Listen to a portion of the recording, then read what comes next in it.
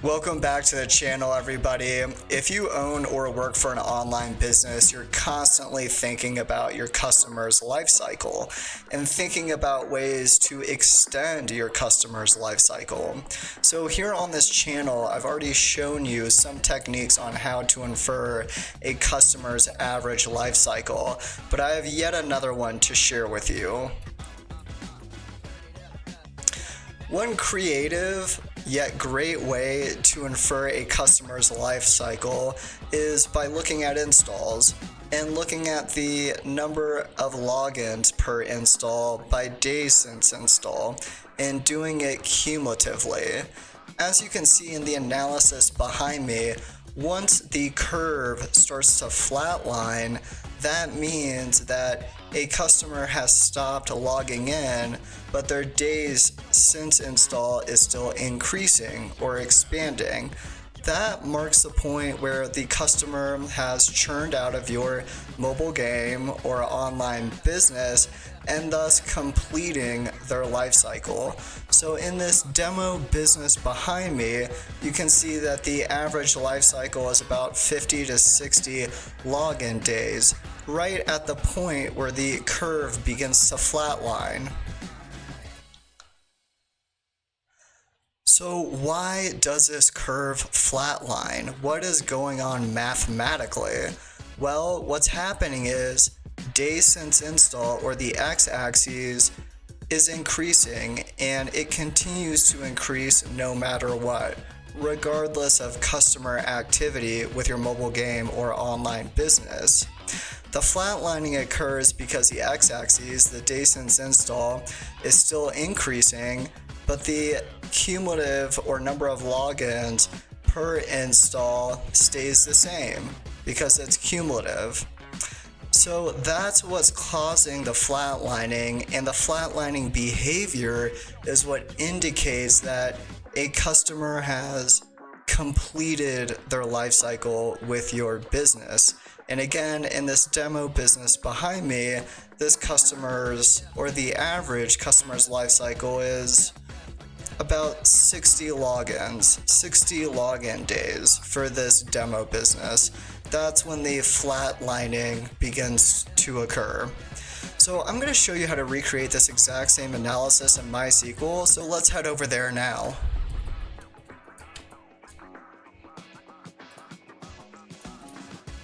Okay, so the first thing we need to do is start with an installs table.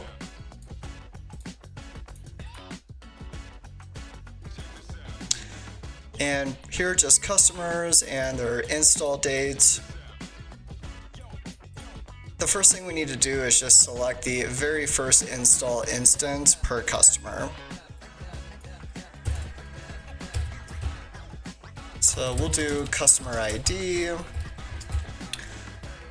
and then just take a min on the install date. So we'll do install date here, and then we'll do a group by.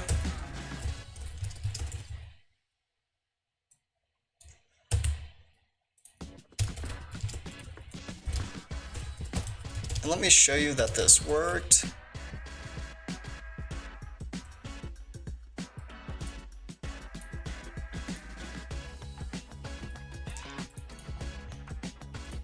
Alright, so we are good to move forward.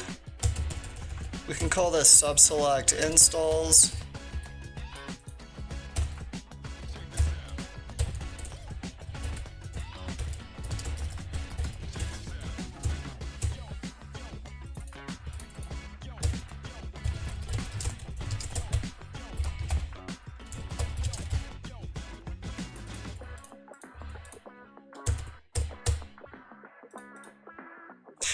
And here's what we want to do.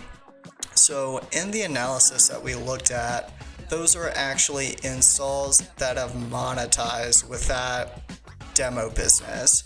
So what I would do is, when you run this analysis, run it for either monetizers with your online business or installs that have retained. Maybe they logged in 3 or 4 times the first week after they installed. And the reason why is, as you know, in the mobile games industry, day one retention for installs is really low. It's like 30 to 35% is the average. That means the first time a customer interacts with your online business or mobile game, 65 to 70% of them just never return again. And it's due to a mismatch between the online business or the content offered by the online business and what the install is ultimately looking for. So what I would do is, instead of running this for all installs, I would run it for installs that showed they retained the first week after installation or became a purchaser, so going from non-monetizer to monetizer or something like that. If not, then when you run the analysis, the numbers that you return are going to be really, really, really low. You're going to see average customer lifecycle numbers of maybe 5 or 6 logins, which is really low, and that's being dragged down by all of the installs that were not day one retained. So the 65 to 70% of installs that had one very limited brief interaction with your online business and were never seen again. So again, in this analysis, we are taking installs, but we're taking installs that eventually became stable customers that purchase at least once.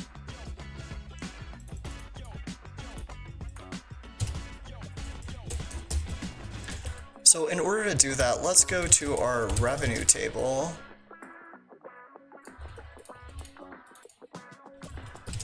This is going to be fact player revenue.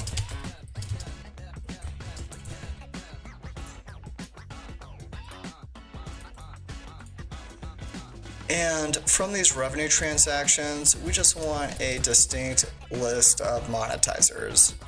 So distinct on the customer ID is fine.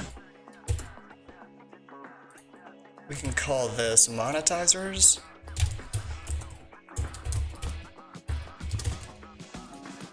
And we're going to do an inner join. So what that means is the customer has to both be an install, so coming from up here, and a monetizer. If those two pieces of criteria are not met, then those records will be dropped.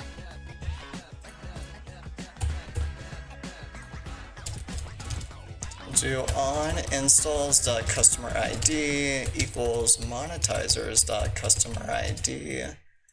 And we will run this to make sure that everything worked.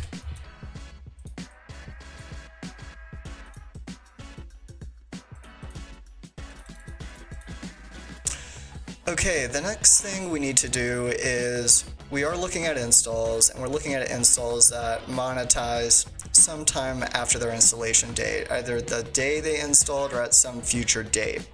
Okay, great. So we filtered out the installs that won't be D1 retained and are kind of focusing in on a stable customer cohort. So the next thing we want to do is, when you run an analysis like this, you want to make sure there's at least 3 to 6 months of leading data. So what I'm going to do is we're going to take installs that installed, let's say, September of 2023. So the date of this recording is October 12, 2024. So that'll be good, because if we're looking at installs from September of 2023, then they'll have a leading 365 days or a leading 12 months of data. So that'll be good. But for your purposes, I would ensure that you have at least 6 months of data.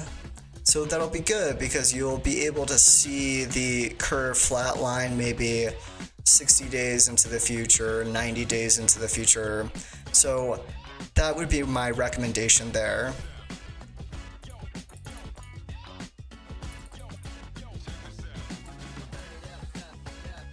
So in order to only return installs from September of 2023, while it's tempting to hard key that value into the where clause, let's make it dynamic. Everything we do on this channel is dynamic. We don't hard key any values into anything. So we will say where this install date, and we want to convert this install date to the first day of the month. So we will do a date format, and then we will do year, month, and then the first day of the month. Great. And then we're going to take the current date, which today's date is October 12, 2024. We'll do a date format, and after doing this, we will change the value to October 1st, 2024.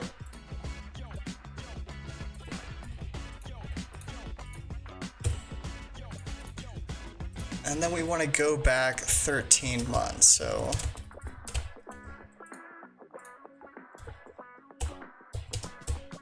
So while it looks like we're adding months, we're actually subtracting them with this right here. So interval minus 13 months.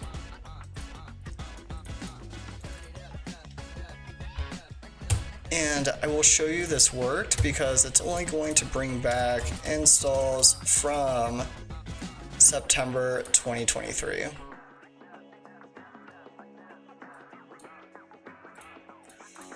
You can see that the first date is September 1st, 2023, and then the last date is September 30th, 2023.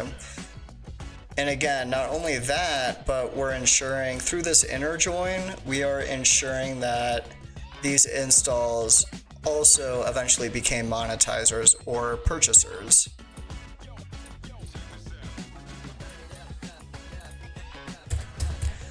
Let's bring the customer IDs back in.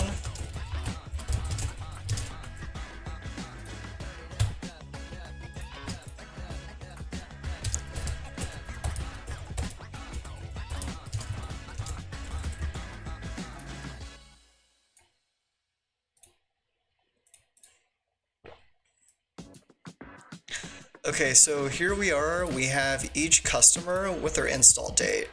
Now, the next step in this process is to bring in all of the leading dates, starting from the install date and going up through the present. So once we have that, what we will be able to do is by date, starting from the install date and going up through the present date, we can get a cumulative count of logins that they've had with your online business.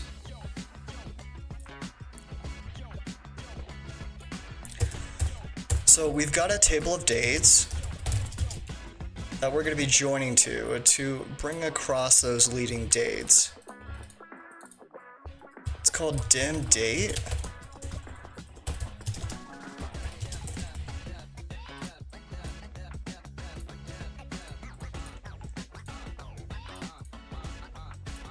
The first thing we're going to do, let's put all of this into another subselect. You can just call it customers.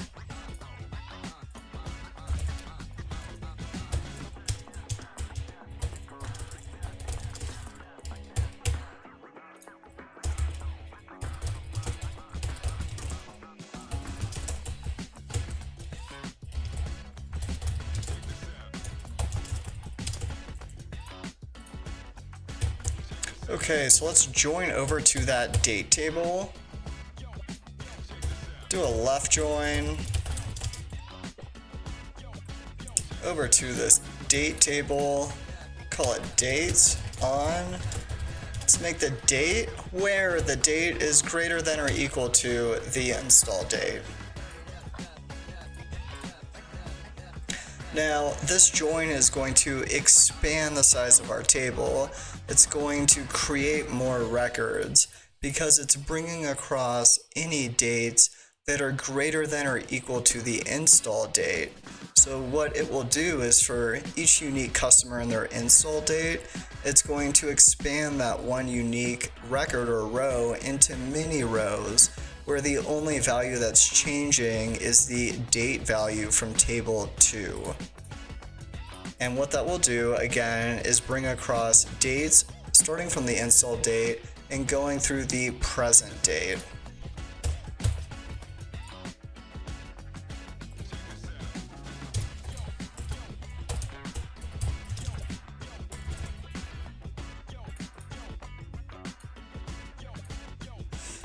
I'll make sure we can look at a customer example so that everything is understood.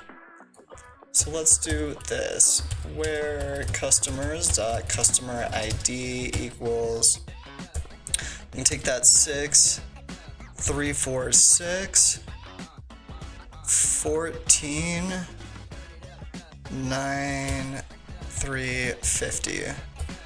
And then let's order by this actual date value from table 2.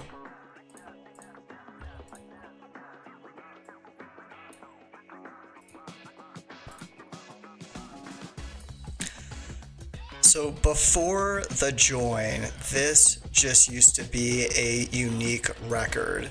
This one customer and their install date of September 9th, 2023. But after our join, where the date had to be greater than or equal to September 9, 2023, all of these additional date values were brought across, thus expanding that one unique record to all of these additional records, where the only value that's changing is the date value, which started at the install date and runs through the present. So this is an example of how joins can expand your data in a way that you can leverage.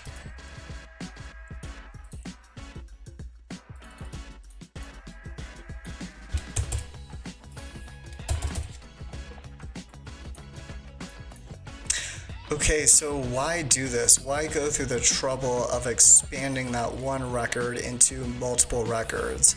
Well, what we want to do is for this customer and their install date, September 9, 2023, and for all of these dates that start from the install date and run up through the present, for each one of these dates, we want to count the number of cumulative logins they've had. So that's what we're going to do now.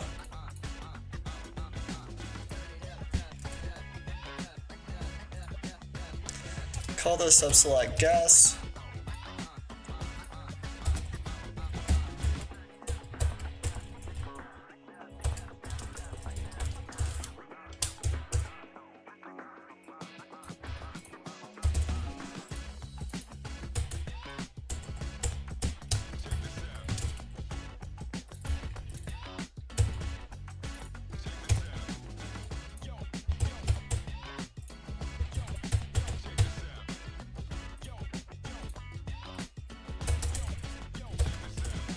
Now we have a table of customer logins. It's called fact player login.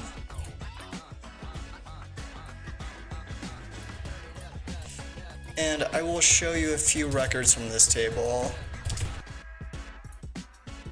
Okay, here we are. So for each customer, we have a login date. We're going to do a left join over to this logins table. On the customer ID and the login date has to be less than or equal to our date field, and what we're going to do is count this, and this is going to create a running total of logins for each date cumulatively, starting from the install date running all the way through the present. So that's pretty cool. Let's call this cumulative logins. And let's group it.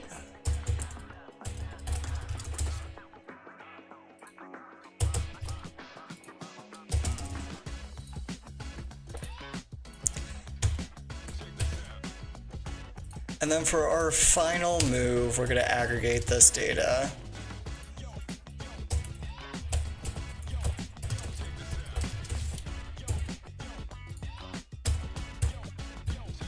And if you remember from the analysis, we're looking at cumulative logins per install by days since install. So let's get our days since install. That's going to be date diff. Difference in days between the ag.date and the ag.install date. It's going to be days since install. Great. We're going to count the customer IDs. Let's do a count distinct. Call this installs. And then very simply, we just need to sum the number of cumulative logins.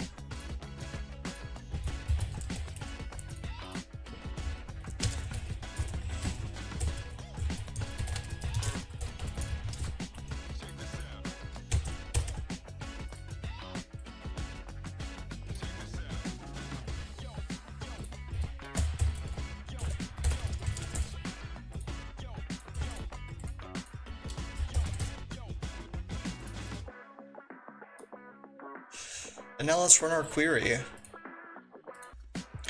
Okay, great. So here's our data. Let's go ahead and move this over to Excel.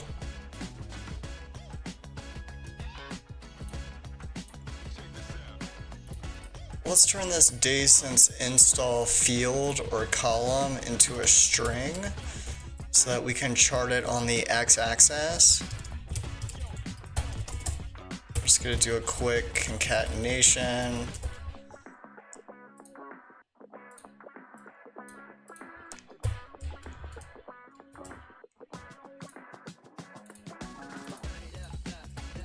And then let's add our cumulative logins per install field.